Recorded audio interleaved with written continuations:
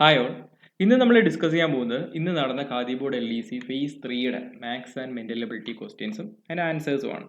ഇന്നത്തെ പരീക്ഷ മുമ്പത്തെ ഷിഫ്റ്റുകളെ അപേക്ഷിച്ച് അത്യാവശ്യം സ്റ്റേറ്റ്മെൻറ്റ് ടൈപ്പ് ക്വസ്റ്റ്യൻസ് അധികമായിരുന്നു. അതുകൊണ്ട് സമയം വളരെ കുറച്ചേ കിട്ടിയുള്ളൂ എന്നൊക്കെ പറഞ്ഞ് ഉദ്യോഗാർത്ഥികൾ പല വിഷമങ്ങൾ പങ്കുവയ്ക്കുകയുണ്ടായി. അപ്പം ഇതിനുള്ള എല്ലാം ഒരു സൊല്യൂഷൻ എന്ന് പറയുന്നത് മാത്സ് ആൻഡ് മെൻ്റൽ എബിലിറ്റിക്കൊക്കെ നമ്മൾ കൊടുക്കുന്ന സമയം എന്ത് ചെയ്യുക, കുറയ്ക്കുക എന്നുള്ളതാണ്. അപ്പോൾ അതിന് നമ്മൾ കുറച്ച് കൊടുക്കുകയാണെന്നുണ്ടെങ്കിൽ നമുക്ക് ഇത്തരത്തിലുള്ള സ്റ്റേറ്റ്മെൻറ്റ് ടൈപ്പ് ക്വസ്റ്റ്യൻസിന് വേണ്ടി ഒത്തിരി സമയം കണ്ടെത്താനാവും. മാത്സിലെയും മെൻ്റലിറ്റിയിലെയും ക്വസ്റ്റ്യൻസ് വളരെ സിമ്പിളാണ്, അതിന് ഉത്തരം കണ്ടെത്തുക വളരെ എളുപ്പമാണ്. അതിന് മേൽ ഒരുപാട് സമയം ചിലവാക്കുന്നതാണ് PSC ഉദ്യോഗാർത്ഥികളെ സംബന്ധിച്ചുള്ള ഏറ്റവും വലിയ തിരിച്ചടി എന്ന് പറയുന്നത്. അപ്പോൾ ഞാൻ ഈ ക്വസ്റ്റ്യൻസ് കണ്ടതേ ഉള്ളൂ, നമുക്കൊന്ന് ആൻസർ ചെയ്യാൻ ശ്രമിച്ചു നോക്കാം. എത്രയും പെട്ടെന്ന് എങ്ങനെ ആൻസർ ചെയ്യാമെന്ന് നമുക്ക് നോക്കാം. സോ ഫസ്റ്റ് ക്വസ്റ്റ്യനിലേക്ക് വരാം. ഏത് സംഖ്യയുടെ 40% 32 എന്നുള്ളതാണ്. വളരെ സിമ്പിളാണ്. അപ്പോൾ നമുക്ക് ഈ സ്റ്റേറ്റ്മെന്റ് ഇത് നോക്കുമ്പോൾ തന്നെ അറിയാം. അപ്പോൾ ഇതിൻ്റെ 10% ഫസ്റ്റ് ഓപ്ഷൻസ് എടുക്കാം. ഇതിൻ്റെ 80ൻ്റെ 10% എത്രയാണ്? 8. 8 × 4 എന്ന് പറയുമ്പോൾ 10% × 4 എന്ന് പറഞ്ഞു കഴിഞ്ഞാൽ എന്താണ്? 40%. അപ്പോൾ 8 × 4 32. ഫസ്റ്റ് ഓപ്ഷനിൽ നിന്ന് തന്നെ നമുക്കത് കിട്ടി. ഓക്കെ. അല്ലെങ്കിൽ തന്നെ നമുക്കറിയാം ഈ 60ൻ്റെ 10% എന്ന് പറഞ്ഞാൽ 50%, പകുതി 50% എന്ന് വെച്ചാൽ 30ആണ്. അപ്പോൾ അതല്ല എന്ന് നിന്ന് തന്നെ മനസ്സിലാക്കാൻ പറ്റും. 8 ഒരിക്കലും വരത്തില്ല. അപ്പോൾ ഫസ്റ്റ് ഓപ്ഷനിൽ നിന്ന് തന്നെ നമുക്കത് പിക്ക് ചെയ്യാൻ പറ്റും. ഏറ്റവും മികച്ച രീതിയിൽ പെട്ടെന്ന് ഉത്തരം കണ്ടെത്തുക എന്നുള്ളതാണ് നമ്മുടെ ലക്ഷ്യം. അല്ലാതെ നമ്മൾ മുൻപ് പഠിച്ച അതേ മെത്തേഡിൽ തന്നെ, അല്ലെ ഈ 10ാം ക്ലാസ്സിലൊക്കെ നമ്മൾ മാത്സിന് ഉത്തരം എഴുതുന്ന പോലെയൊന്നും ഉത്തരം എഴുതിക്കൊണ്ടിരിക്കാനുള്ള സമയം ഒരു PSC പരീക്ഷയ്ക്കോ അല്ലെങ്കിൽ മറ്റേത് പരീക്ഷ ആയാലും ഇല്ല. അതിൻ്റെ ആവശ്യമില്ല. നമുക്ക് ഉത്തരം സ്റ്റെപ്പ് ബൈ സ്റ്റെപ്പ് കാണിച്ചു കൊടുക്കേണ്ട ആവശ്യമൊന്നും എവിടെയില്ല. അതുകൊണ്ട് ഉത്തരം വേഗം കണ്ടെത്തുക എന്ന് നോക്കാം. ദെൻ രണ്ടാമത്തെ ചോദ്യത്തിലേക്ക് വരാം. 14ൻ്റെയും 16ൻ്റെയും ഗുണിതമായി വരുന്ന ഏറ്റവും ചെറിയ സംഖ്യ ഏത്? അപ്പോൾ ഇതെന്ന് പറഞ്ഞു കഴിഞ്ഞാൽ ഇതിൻ്റെ ഗുണിതമാണെന്ന് പറഞ്ഞു കഴിഞ്ഞാൽ ഇതിൻ്റെ LCM ആണ് അവർ ചോദിച്ചിട്ടുള്ളത്. അപ്പോൾ 28 നമുക്കറിയാം 14ൻ്റെയാണ്, പക്ഷെ 16 വരില്ല. അപ്പോൾ ഓപ്ഷൻ 1 അല്ല. ഇനി 32 16ൻ്റെ ഇരട്ടിയാണ്, 16ൻ്റെ മൾട്ടിപ്പിളാണ്, പക്ഷെ 14ൻ്റെ അല്ല. അപ്പോൾ ഇതും വരില്ല. ഇത് രണ്ടും പോയി. ഇനി അടുത്ത് നോക്കിക്കേ, 14 7ൻ്റെ മൾട്ടിപ്പിളാണ്. അപ്പോൾ ഇതിൽ നമുക്ക് ജസ്റ്റ് ഈ ഓപ്ഷൻസ് ഒന്ന് ചെക്ക് ചെയ്യാം. ഇത് 7ൻ്റെ മൾട്ടിപ്പിളാണെന്ന് നോക്കാം. 7 13ൽ എത്ര വേണം? 1 തവണ പോയി. ബാക്കി എത്ര വരും? 5 6 വരും, 62. അപ്പോൾ ഇത് 7ൻ്റെ മൾട്ടിപ്പിൾ അല്ല. ഒപ്പം ഇത് നമുക്കൊന്ന് ചെക്ക് ചെയ്യാം. ഇത് എത്ര വരും? 7 1 തവണ പോയി, ബാക്കി ഇങ്ങനെ, അതായത് ജസ്റ്റ് ഈ ഒരു ഡിവിഷനാണ് ഉദ്ദേശിക്കുന്നത്. അപ്പോൾ 7 1 തവണ പോയി, ബാക്കി എത്ര വരും? 4 42. 7ൻ്റെ മൾട്ടിപ്പിളാണ്. സോ ഇതായിരിക്കും ഉത്തരം. മനസ്സിലായില്ലേ? അപ്പോൾ അങ്ങനെ സിമ്പിളായിട്ട് പെട്ടെന്ന് നമുക്ക് ഉത്തരം കണ്ടെത്താൻ ശ്രമിക്കുക എന്നുള്ളതാണ്. ഓക്കെ. അപ്പോൾ ഇതിൻ്റെ ഉത്തരം എന്താണ്? Option C. ദെൻ അടുത്ത ചോദ്യത്തിൽ എങ്ങനെ സോൾവ് ചെയ്യാൻ പറ്റും?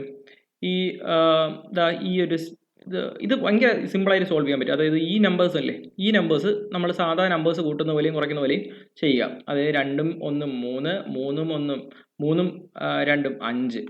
5ൽ നിന്ന് 3 പോയാൽ 2. അപ്പോൾ 2 കിട്ടിയേ. ഇനി ഈ സാധനങ്ങളില്ലേ, ഈ സാധനങ്ങൾ അല്ലാതെയും അതേപോലെ ഒന്ന് ചെയ്യുക. അപ്പോൾ 3/4 ഞാൻ നിങ്ങൾക്ക് വേണ്ടി വെറുതെ ഒന്ന് എഴുതുവാണ്. പ്ലസ് 1/4 മൈനസ് ഇത്. അപ്പോൾ ഇങ്ങനെ ഇത് ഈ നമ്പർ അറിയാലോ, ഇതും ക്യാൻസൽ ചെയ്യും. ഇത് രണ്ടും ഒരേ സാധനമാണ്. ഇത് രണ്ടും 4ൻ്റെ ഡിനോമിനേറ്റർ 4 ആയതുകൊണ്ട് തന്നെ ന്യൂമറേറ്റർ കൂട്ടിയാൽ മതി. അപ്പോൾ 4/4 എന്ന് കിട്ടും. ന്യൂമറേറ്റർ കൂട്ടുമ്പോൾ 3ഉം 1ഉം കൂട്ടി 4. 4/4 എന്ന് വെച്ചാൽ 1 അല്ലേ. അപ്പോൾ 2 1 3 ഉത്തരം എന്ന് പറയുന്നത്. സോ കിട്ടി. മനസ്സിലായോ? വളരെ സിമ്പിളായിട്ട് എന്ത് ചെയ്യാം, ഉത്തരം കണ്ടെത്താൻ പറ്റും. ഓക്കെ. ദെൻ അടുത്ത ചോദ്യത്തിലേക്ക് വരാം. 600ൻ്റെ 8% എത്ര? ഒന്ന് വളരെ സിമ്പിളായിട്ട് മനസ്സിലാക്കാം. 600ൻ്റെ 10% എന്ന് വെച്ചാൽ 1 പോയിന്റ് 8 60ആണ്. 1% എന്ന് വെച്ചാൽ 6ആണ്. അങ്ങനെയാണെന്നുണ്ടെങ്കിൽ 1% ഇൻറ്റു 8 ആണല്ലോ 8% എന്ന് പറയുന്നത്. അപ്പോൾ 6 ഇൻറ്റു 8 എത്ര? ഉത്തരം കിട്ടി, 48. അത്രയേ ഉള്ളൂ, സിമ്പിൾ. ദെൻ അടുത്ത, ഒരു സമചതുരത്തിൻ്റെ വിസ്തീർണം 64 സെൻറ്റിമീറ്റർ ആയാൽ അതിൻ്റെ വശങ്ങളുടെ നീളം എത്ര എന്നുള്ളതാണ്. വിസ്തീർണം സമചതുരം എന്ന് വെച്ചാൽ ഈക്വൽ സൈഡ്സ് ആണല്ലോ, ആണ്. അപ്പോൾ ഈക്വലായിട്ട് ഇതിനെ 4 കൊണ്ട് ഡിവൈഡ് ചെയ്ത് കഴിഞ്ഞാൽ 1, 64 4 കൊണ്ട് 1 പോയി, ബാക്കി 24 6 16 വരും. അപ്പോൾ 16 ആണെന്ത്? ഒരു വശം എന്ന് പറയുന്നത്. അപ്പോൾ ഒരു വശത്തിൻ്റെ നീളം എത്ര? 16. ദെൻ 0.45 എന്ന ദശാംശ സംഖ്യയുടെ ഭിന്നസംഖ്യാ രൂപം എത്ര? 0.45നെ എങ്ങനെയാണ് നമ്മൾ എഴുതുന്നത്? 45 ÷ 100 എന്നാണ് എഴുതുന്നത് അല്ലേ. അപ്പോൾ അതാണെന്ത് 0.45 എന്ന് പറയുന്നത്. അങ്ങനെയാണെങ്കിൽ ഈ ഓപ്ഷനിൽ 45 ഡിവൈഡ് ബൈ 100 ഉണ്ടോ? ഇല്ല. അപ്പം നമുക്കൊന്ന് വെട്ടി നോക്കാം. വെട്ടുമ്പോൾ 5 കൊണ്ട് വെട്ടുമ്പോൾ 9, 5 കൊണ്ട് വെട്ടുമ്പോൾ 2, ഓക്കെ 0, 20. അപ്പോൾ ഉണ്ട് 9, 20 കിട്ടി. ദെൻ അടുത്ത ചോദ്യത്തിലേക്ക് വരാം. 0.3 ഇതെല്ലാം കൂടെ കൂട്ടണം. അപ്പോൾ നമുക്കറിയാം ഇതെങ്ങനെയാണ് കൂട്ടുന്നത്. ഈ 0.3 അതുപോലെ എഴുതി, ദെൻ 0.32 അതുപോലെ എഴുതി, കൂട്ടുമ്പോൾ 5, 6, 7, ദെൻ 2. ഉത്തരം കിട്ടി. ഉത്തരം എന്താണ്? 2.75. അങ്ങനെ സിമ്പിളായിട്ട് നമുക്ക് ഇത് കിട്ടും. ഇതെല്ലാം ഈസി ചോദ്യങ്ങളാണ്. ഇനി അടുത്ത ചോദ്യത്തിലേക്ക് വരാം. സുധീർ ഒരു അലമാര 13,600 രൂപയ്ക്ക് വാങ്ങി. യാത്രാ ചിലവ് ഇത്രയാണ്. അപ്പോൾ ടോട്ടൽ പുള്ളിക്കാരനായത് എത്രയാണ്? 14,000 രൂപ. ഓക്കെ. അയാൾ അലമാര എത്ര? 16,800 രൂപയ്ക്ക് വിറ്റു. അതായത് ഏകദേശം പറഞ്ഞ ഏകദേശം അല്ല 2,800 രൂപ ലാഭം കിട്ടി. എത്രയിൽ? 14. 14,000-ൽ 2,800 രൂപ ലാഭം ഇൻറ്റു 100 ആണല്ലോ ശതമാനം എന്ന് പറയുന്നത്. ഇതും ഇതൊക്കെ പോയി. ഇത് 2 കൊണ്ട് വെട്ടാം, പോയി. ഇപ്പം 20% ലാഭം കിട്ടിയോ? പോയിന്റ് ഈസി, ഒന്നുമില്ല. 2 സെക്കൻഡിൽ ഉത്തരം കിട്ടും. അടുത്ത് 5 ക്രിക്കറ്റ് മത്സരങ്ങളിൽ നിന്ന് സാം നേടിയ റൺസ് ആണെന്ത് ചുവടെ കൊടുത്തിരിക്കുന്നത്. അപ്പോൾ ഇതിന്റെ ശരാശരിയാണ് ചോദിക്കുന്നത്. എത്ര എണ്ണം? 1, 2, 3, 4, 5, 5 എണ്ണം. അപ്പോൾ 5 കൊണ്ട് ഡിവൈഡ് ചെയ്യണം. എന്തിനെ? ഇതിന്റെ സമ്മിനെ, ഇതിനെ എല്ലാം കൂടെ കൂട്ടുന്ന നമ്പറിനെ 5 കൊണ്ട് ഡിവൈഡ് ചെയ്യുന്നതാണ് ആവറേജ്. ജസ്റ്റ് കൂട്ടി നോക്കാം. 98ഉം 22ഉം കൂടെ കൂട്ടുമ്പോൾ 120 വരും. ദെൻ ഈ 60ഉം 70ഉം കൂടെ കൂട്ടുമ്പോഴത്തേക്ക് എത്ര വരും? 13, 14, 140 വരും. പിന്നെ 105, 105 കൂടെ കൂട്ടണം. ഓക്കെ. അങ്ങനെയാണെന്നുണ്ടെങ്കിൽ എത്ര വരും? 5, 6, 3, 365 എന്ത് സമ്മ എന്ന് പറയുന്നത്. അതിനെ 5 കൊണ്ട് ഡിവൈഡ് ചെയ്യുമ്പോൾ 7, 1 ശിഷ്ടം 3, 73 ഉത്തരം. കിട്ടിയില്ലേ? ഈസി ആയിട്ട് കിട്ടും. ദെൻ അടുത്ത സാന്ദ്ര ഒരു സെക്കൻഡ് കൊണ്ട് ഒരു സൈക്കിൾ എന്താണ് 2 മീറ്റർ ദൂരം ചവിട്ടുമെങ്കിൽ 2 മീറ്റർ 1 സെക്കൻഡിൽ ചവിട്ടും. അപ്പോൾ 2 മീറ്റർ പെർ സെക്കൻഡ് ആണെന്ന് സാന്ദ്രയുടെ സ്പീഡ് എന്ന് പറയുന്നത്. 2 മിനിറ്റ് കൊണ്ട് എത്ര ദൂരം ചവിട്ടും എന്നാണ് ചോദിക്കുന്നത്. 2 മിനിറ്റ് എന്ന് വെച്ചാൽ എത്ര സെക്കൻഡാണ്? 120 സെക്കൻഡ്. അപ്പോൾ 120 കൊണ്ട് മൾട്ടിപ്ലൈ ചെയ്താൽ പോരെ ഡിസ്റ്റൻസ് കിട്ടാൻ. Distance is equal to speed into time. Speed നമുക്കറിയാം സാന്ദ്ര 2 മീറ്റർ 1 സെക്കൻഡ് കൊണ്ട് ചവിട്ടുമെങ്കിൽ സ്പീഡ് എന്ന് പറയുന്നത് എത്രയാണ്? 2 മീറ്റർ പെർ സെക്കൻഡ് ആണ്. അതിനെ സമയമായ 120 കൊണ്ട് മൾട്ടിപ്ലൈ ചെയ്താൽ മതി. അതായത് എത്രയാണ്? 240 metre per second. 240 metre per second. കിട്ടിയില്ലേ? ഓപ്ഷൻ എ ആണ് ഉത്തരം. അടുത്ത ചോദ്യം. കൂട്ടത്തിൽപ്പെടാത്തത് ഏത്? നോക്കിക്കേ. ചതുരം, സമചതുരം, ത്രികോണം, സമാന്തരികം. സമാന്തരികം എന്ന് വെച്ചാൽ പാരലലോഗ്രാം ആണ്. സോ അപ്പോൾ ഇതിനെല്ലാം ഈ ഓപ്ഷൻസിലെല്ലാം 4 സൈഡുണ്ട്. ത്രികോണത്തിന് മാത്രം 3 സൈഡേ ഉള്ളൂ. Option C. അടുത്തത് 3, 7, 15. 3, 7, 15. ഇത് കാണുമ്പോൾ തന്നെ അറിയാം 3ന്റെ ഇരട്ടിയാണെന്ത്? 6. ഈ 6 + 1 ആണെന്ത്? 7. അതുപോലെ 7ന്റെ ഇരട്ടിയാണെന്ത്? 14. 14 + 1 ആണെന്ത്? 15. അടുത്ത നമ്പർ എത്രയാണ്? 15 × 2 + 1, അതായത് 31. ഉത്തരം കിട്ടി. ഓപ്ഷൻ എ ആണ് ഉത്തരം.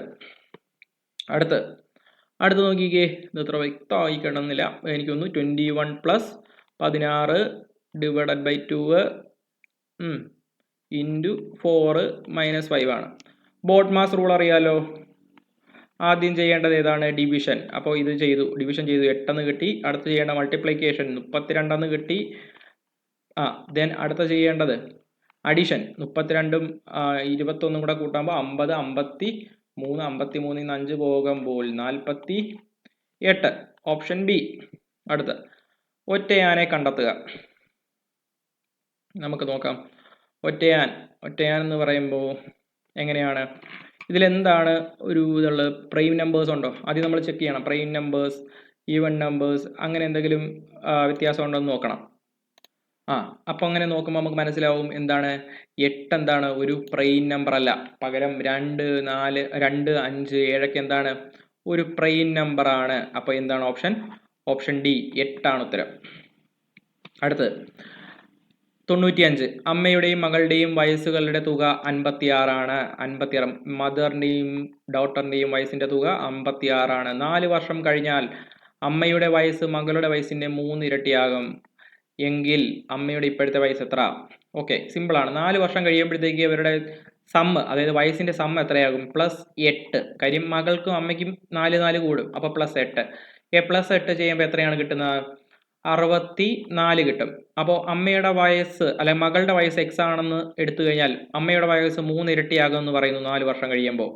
അതായത് 3x ആകും. അതായത് 4x ഈസ് ഈക്വൽ ടു 64. അങ്ങനെയാണെന്നുണ്ടെങ്കിൽ x is equal to 1 then 16. അപ്പോൾ മകളുടെ വയസ്സ് എത്രയാണ്? 16 ആയിരിക്കും. അമ്മയുടെ വയസ്സ് എത്രയായിരിക്കും? 16 × 3 48 ആയിരിക്കും. അപ്പോൾ ഇപ്പോഴത്തെ വയസ്സാണ് ചോദിച്ചിരിക്കുന്നത്, അതായത് 4 കൊല്ലത്തിന് മുമ്പുള്ള വയസ്സ്, അല്ലെങ്കിൽ ഇപ്പോഴത്തെ വയസ്സ് എന്ന് വെച്ചാൽ 48-ൽ നിന്ന് 4 കുറയും, അതായത് 44 ആണ് ഉത്തരം. Option B. ദെൻ ഏറ്റവും ചെറിയ സംഖ്യ ഏത്? ഏറ്റവും ചെറിയ സംഖ്യ ഏതെന്നാണ് ചോദിക്കുന്നത്. അപ്പോൾ പോയിന്റിന് ശേഷം ഏറ്റവും വലുത് വരുന്ന ഇത്, അപ്പോൾ ഇതല്ല. ദെൻ പോയിന്റിന് ശേഷം ഇത് ഏറ്റവും ചെറുത് വരുന്നത് ഇവിടെ, ഇത്. അപ്പോൾ ഇതാണെന്ത്? ഏറ്റവും ചെറിയ സംഖ്യ. ഇത് വളരെ സിമ്പിളാണ്. ദെൻ അത്രയേ ഉള്ളൂ. ദെൻ 4ന്റെ ഗുണിതമല്ലാത്ത ഇതിൻ്റെ ഉത്തരം ഓപ്ഷൻ സി. ഇതിൻ്റെ ഉത്തരം 95ൻ്റെ ഉത്തരം ഓപ്ഷൻ ബി. അടുത്ത 97ൻ്റെ ഉത്തരം 4ന്റെ ഗുണിതമല്ലാത്ത സംഖ്യ ഏത്? 4ന്റെ ഗുണിതം കണ്ടുപിടിക്കുന്നതിനുള്ള ലാസ്റ്റ് 2 നമ്പേഴ്സ് എന്താണ്? 4ന്റെ മൾട്ടിപ്പിൾ ആണെന്ന് നോക്കിയാൽ മതി. 36 4ന്റെ മൾട്ടിപ്പിൾ ആണ്, 14 4ന്റെ മൾട്ടിപ്പിൾ അല്ല, 64 4ന്റെ മൾട്ടിപ്പിൾ ആണ്, ദെൻ 48 4ന്റെ മൾട്ടിപ്പിൾ ആണ്. അങ്ങനെയാണെന്നുണ്ടെങ്കിൽ ഗുണിതമല്ലാത്തത് 214 കിട്ടി. Option B.